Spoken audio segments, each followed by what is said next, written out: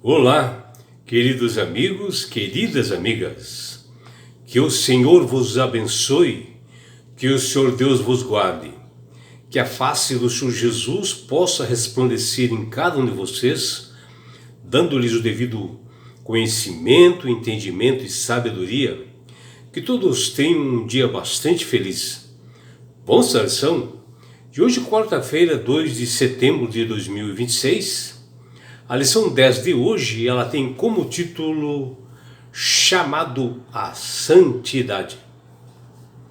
O apóstolo Paulo, ele define uma vida santa como um processo diário de transformação, de modificação de uma pessoa através do poder do Espírito Santo, que essa pessoa ela é separada do mundo, desse mundo secular, de pecado, e o Espírito de Deus molda o crente conforme a semelhança e o caráter de Cristo. Santificação nada mais é do que um processo vitalício, né? Onde nós vamos nos transformando a cada dia e nos tornando santo, refletindo o caráter de Deus, que é o amor, obedecendo aos seus estatutos e mandamentos e vivendo em um mundo de pecado. E não se trata apenas de devoção interior, como muitos pensam, mas também hábitos exteriores, né? De uma forma prática. A verdadeira santificação abrange todo o ser, espírito, alma e corpo. E a base de uma vida santa é a graça alcançada através de Jesus, onde essa pessoa é transformada, e foi por isso que Paulo pregava e proclamava o Evangelho. A santificação é um meio para conseguir a salvação, não por meios próprios, né, ou méritos próprios, mas uma resposta de um amor pela graça alcançada de Jesus, onde o Espírito de Deus trabalhou na sua mente, e a justificação ela é concedida através de Jesus. No livro de 2 Coríntios, capítulo 6, versículo 3 até 10, Paulo ele continua incentivando ali a igreja de Corinto a se reconciliarem com Deus. Ele apresenta uma longa lista de dificuldades e de triunfos para mostrar o que significa ser um seguidor de Jesus, um ministro de Deus. Podemos resumir isto de uma forma simples, porque Paulo descreve situações bastante difíceis que ele mostra lá em 2 Coríntios capítulo 6, versículo 4 e 5, mas também ele mostra virtudes de caráter que está lá em 2 Coríntios capítulo 6, versículo 6. Ele mostra também recursos para esse ministério alcançar e ter sucesso, que ele fala em 2 Coríntios 6, 7. E ele fala também dos altos e baixos de um ministério que é cheio de aflições, de sofrimentos, de perseguições, que ele fala em 2 Coríntios capítulo 6, versículo 8 até 10. E assim Paulo, depois de ele explanar e orientar os crentes ali de Corinto, da importância deles se reconciliarem com Deus, Paulo apela para que eles possam viver uma vida santa, transformada, separando-se da influência nociva desse mundo, dos crentes, né, dos descrentes nos casos, e desse mundo impuro, que ele fala em 2 Coríntios capítulo 6, versículos 14 até 17. E Paulo, no seu livro 2 Coríntios capítulo 6, versículos 11, e 2 Coríntios capítulo 7, versículo 1, ele mostra e apresenta para nós o que é ter uma vida santa. E ao estudarmos a vida cristã do apóstolo Paulo, nós vemos e observamos que a sua conversão ela não foi instantânea. E tampouco a santificação dele aconteceu do dia para a noite. Creio que mais marcou na vida de Paulo não foi aquele encontro de Jesus naquela estrada de Damasco, na sua primeira vez. Ali foi um ponto de partida, um ponto inicial, que aumentou com o tempo a convivência com Jesus, os cultos racionais que ele fazia toda manhã, ser batizado pelo poder do Espírito Santo, para que ele pudesse ter forças, os estudos das Sagradas Escrituras todas as manhãs, que ele fazia assim diariamente, e assim ele foi batizado pelo poder do Espírito Santo e houve essa santificação. Paulo ele destaca a importância do afeto e do amor dentro da igreja como ponto assim importante para esse crescimento que ele fala em 2 Coríntios capítulo 6, versículos 11 até 13. A prova de que alguém foi reconciliado com Deus é buscar a reconciliação com o próximo. É o primeiro passo, né? Mostrar amor com o próximo e se houver alguma falha, aparar essas arestas. Em outras palavras, tornar-se um agente de reconciliação é que nós devemos ser na dimensão horizontal, ou seja, nesse mundo, né? Nesse mundo aqui nós vivemos na horizontal. Na sequência, o chamado à santidade, ela ocorre e ela é expressada por meio de 6 apelos que Paulo fala aqui no seu livro, sendo o primeiro que ele diz lá: não se ponha em julgo desigual com os descrentes. Olha um ponto importante que ele fala, tá, em 2 Coríntios 6,14. O segundo ponto que Paulo fala é: saiam do meio deles, 2 Coríntios 6,17. O terceiro ponto é: separem-se deles, 2 Coríntios 6,17. E o 4, não toquem coisa impura, que está em 2 Coríntios 6,17. E ele, na sequência ele fala: purifiquemo-nos de toda impureza, tanto na carne como no espírito, que está em 2 Coríntios 7,1.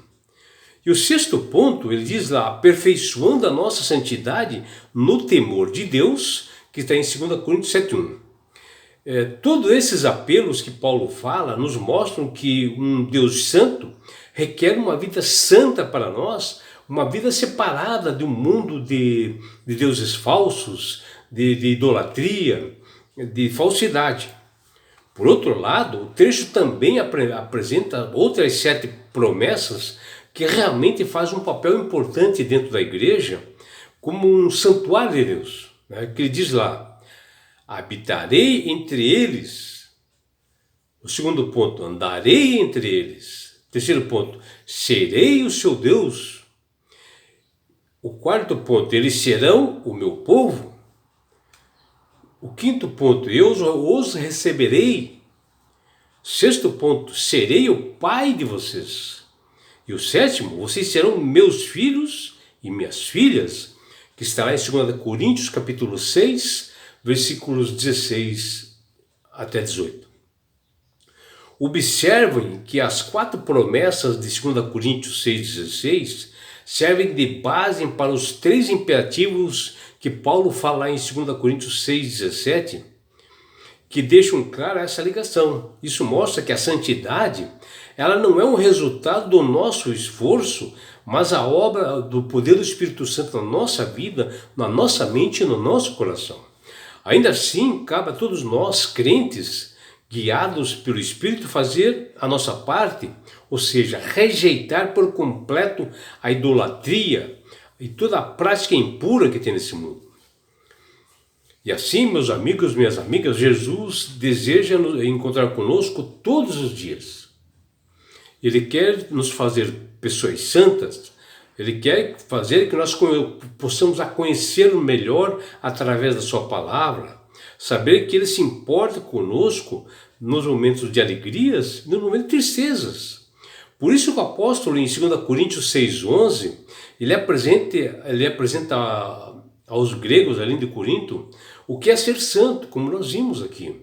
Viver separado para trabalhar para Deus, proclamar o evangelho para salvar pessoas, estar comprometido com a pureza, se aproximar da conduta do caráter de Jesus e ter uma comunhão plena com Deus todos os dias, né? O apóstolo Paulo explica que Deus opera no ser humano tanto o querer, quanto o ser e quanto o realizar, que ele fala em Filipenses 2,13. Porém, Deus, ele respeita o livre-arbítrio. As pessoas têm que abrir seu coração, tem que pedir e solicitar a atuação do Espírito Santo nas suas vidas. O crente coopera com o Espírito Santo por meio de escolhas diárias que nós fazemos, de obediência. As pessoas abrem o coração a Deus e, com um estilo de vida modificado, diferente do mundo, passa a agir e morrer para o pecado. Em Romanos 6, Paulo ensina que ele foi liberto pelo sacrifício de Cristo na cruz e que não devemos viver em escravo do pecado, mas se entregar todos os membros como instrumento de justiça, fazer uma renovação diária mental e ser obediente. Em Romanos 12, versículo 1 a 2, Paulo orienta que nós não devemos se conformar com os padrões desse mundo, mas se transformar pela renovação da mente. O apóstolo Paulo, em todo o tempo, pronunciou um alerta e uma exortação aos irmãos da igreja ali de Corinto a respeito dos perigos que envolve a vida cristã, que permanece paralisada, que não desenvolve, que as pessoas não saem realmente para salvar pessoas, não saem para proclamar, que as pessoas não fazem um culto racional para modificar e transformar a sua vida. O primeiro amor, que é Jesus, não é um estado cristão inicial apenas, mas deve ser renovado todas as manhãs, como Paulo diz, aperfeiçoando a nossa santidade no temor de Deus, que está em 2 Coríntios 7,1. E na mensagem para a igreja ali de Éfeso, o apóstolo Paulo fala essa verdade e fica bem evidente quando Jesus declara, lá em Apocalipse 2, 4, 5, que Jesus diz: tenho, porém, contra ti que abandonaste o primeiro amor.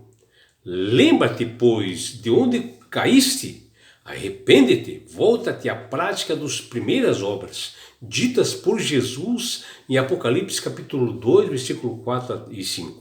Não se trata de algo assim forçado ou de uma tentativa de mostrar aparência de santidade dentro da sociedade, e sim o resultado constante da obra do Espírito Santo em um coração humilde e submisso, onde nós mostramos isso na prática no mundo. Internalizar a lei de Deus, colocar dentro, resulta em uma vida que busca a pureza em todos os sentidos, quando a lei está circuncidada no nosso coração, onde nós obedecemos a uma transformação. Jesus destacou isto quando disse em Mateus 5:28. Olha o que Jesus diz: eu, porém, lhe digo que todo o que olhar para a mulher com intenção impura já cometeu adultério com ela no coração. Isto aqui está na observância dos mandamentos, Adultério. Uma pessoa que observa os mandamentos não vai olhar com um olhar impuro para uma pessoa. A santidade, a pureza começa quando os nossos pensamentos e intenções agem em nós.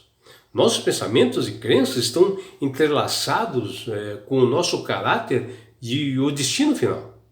Por isso o apóstolo Paulo nos orienta e diz: finalmente, irmãos, tudo o que é verdadeiro, tudo o que é respeitável, tudo que é justo, tudo que é puro, tudo que é amável, tudo que é de boa fama, se alguma virtude há e se algum louvor existe, seja isto que ocupe o pensamento de vocês. Filipenses 4:8. Quando faz pensamento à mente, que nós não devemos procurar as coisas más, e sim as coisas de Deus na nossa mente, para que nós possamos aplicar na nossa vida. Aprender a praticar a mensagem central desse versículo pode estreitar a relação entre os nossos valores, escolhas e objetivos. Assim nós somos conduzidos assim a uma vida enriquecida pela graça divina e pela santidade, que é uma transformação diária. Que você, meu amigo, minha amiga, tenha um belo dia ao lado do Criador do Universo. É o que deseja seu amigo João Carlos Amorim.